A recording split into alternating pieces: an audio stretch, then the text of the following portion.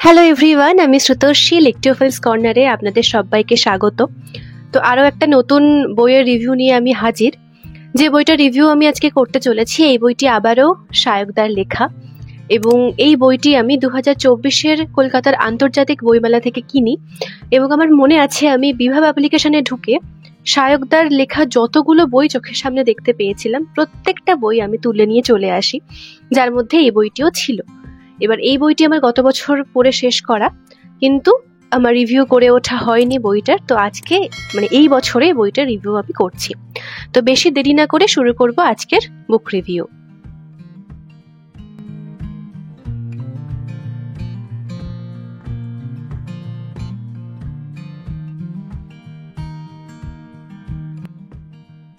আজকে যে বইটা রিভিউ করতে চলেছি সেটি হচ্ছে সায়কদার লেখা জোনাকির রং। এটি বিভা থেকে প্রকাশিত এবং বইটির মুদ্রিত মূল্য হচ্ছে 266 টাকা। এই বইটা আমি 15% ডিসকাউন্টে বইমেলা থেকে নিয়েছিলাম এবং বইটা বেশ সুন্দর।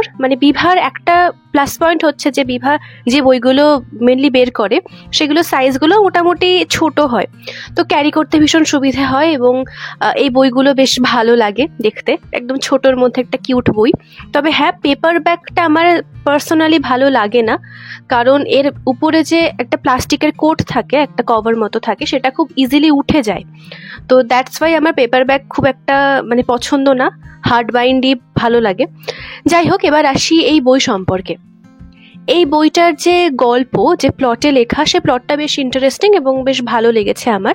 এখানে দেখানো হয়েছে শতরূপ ঘোষ, যে কিনা একজন লেখক এবং তার পাশাপাশি একজন গল্পকথক, এবং এই শতরূপ ঘোষই হচ্ছে একসময় আরজে ছিলেন এবং বিভিন্ন কারণবশত সে রেডিও জকি ছেড়ে দেয় এবং বর্তমানে সে এখন সেরকম কিছু করে না।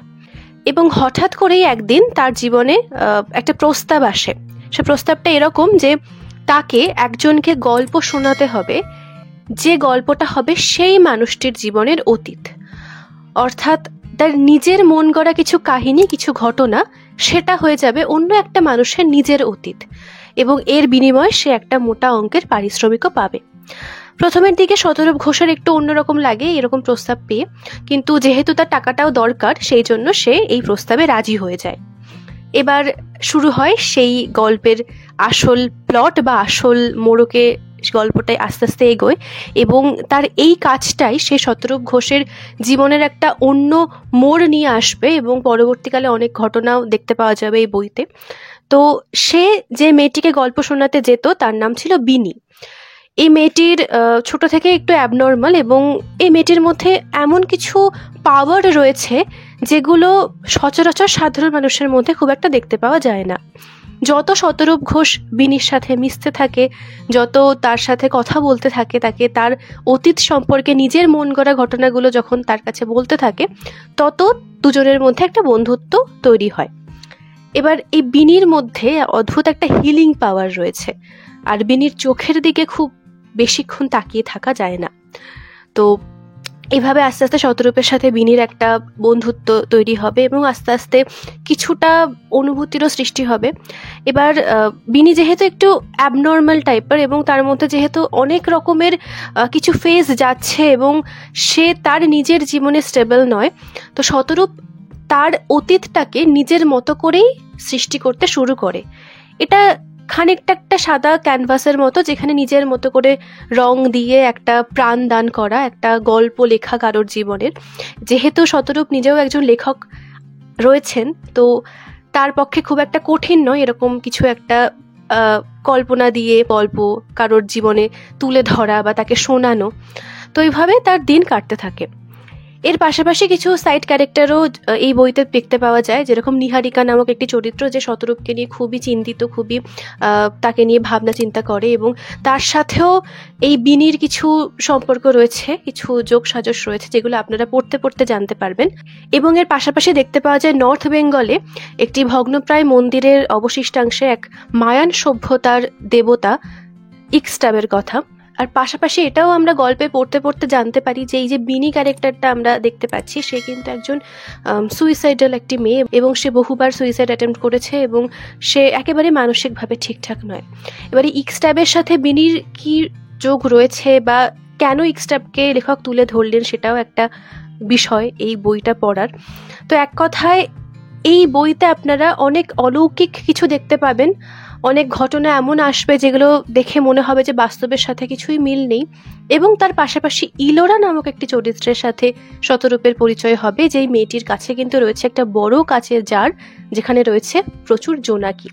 আর এই জোনাকির রং কিভাবে বিনির জীবনকে আলোকিত করবে বা কিভাবে শেষটাতে এসে শতরূপের জীবনে এক আমূল বদল ঘটবে বা শতরূপ হঠাৎ করে উধাও হয়ে যাবে বা গল্পের শেষটাতে এসে একেবারেই মানে আপনার মধ্যে চলবে যে এক্স্যাক্টলি কি হলো তারপর, সেটা আমি নিজেও পড়ে বুঝতে পারিনি। তো এই ছিল পুরো গল্পের সংক্ষিপ্ত বিবরণ। এবার বলি আমার এই বইটা পড়ে কিরকম লেগেছে। এই বইটা যখন আমি পড়তাম প্রত্যেকদিন রাত্রিবেলা, আমার অদ্ভুতভাবে ভীষণ মন খারাপ হতো। আমি জানি না কেন, যত পেজ পড়তাম, যত দিন ধরে বইটা পড়েছি, আমার মধ্যে এক অদ্ভুত মন খারাপ, একটা খানিকটা ডিপ্রেশন কাজ করছিল। এবং বিনির যে ক্যারেক্টারটা দেখতে পাই, বিনি ক্যারেক্টারের কিছু কিছু জিনিস আমার একটু অন্যরকম লেগেছে, এবং জানি না কেন মাঝে মাঝে হয়তো রিলেট করতেও পেরেছি, দ্যাটস ওয়াই হয়তো মন খারাপগুলো হতো। আর এই শতরূপ ক্যারেক্টারটাও লেখক এমনভাবেই সৃষ্টি করেছেন বা বুনেছেন, যেটা দেখে মনে হয় যে এই ধরনের কিছু লোক যদি জীবনে থাকতো তাহলে ভালো হতো। তো সব মিলিয়ে বইটা আমার বেশ ভালোই লেগেছে। জোনাকির রং একদম ছোট্ট একটা সুন্দর বই, এই বইটা অবশ্যই পড়তে পারেন। বইটা আপনার ভালো লাগবে, বেশ মিষ্টিভাবে লেখা, এবং এর সাথে অনেক কিছু রিলেট করতেও পারবেন। তো সব মিলিয়ে ছিল আজকের রিভিউ জোনাকির রং, শায়ক আমানের লেখা। এই বইটি অবশ্যই পড়ে ফেলুন, এবং শায়কদার আরও বই নিয়ে আমি আসছি। ওনার সবকটা বই আমি আস্তে আস্তে পড়া শুরু করব এবং রিভিউ দেব আপনাদেরকে।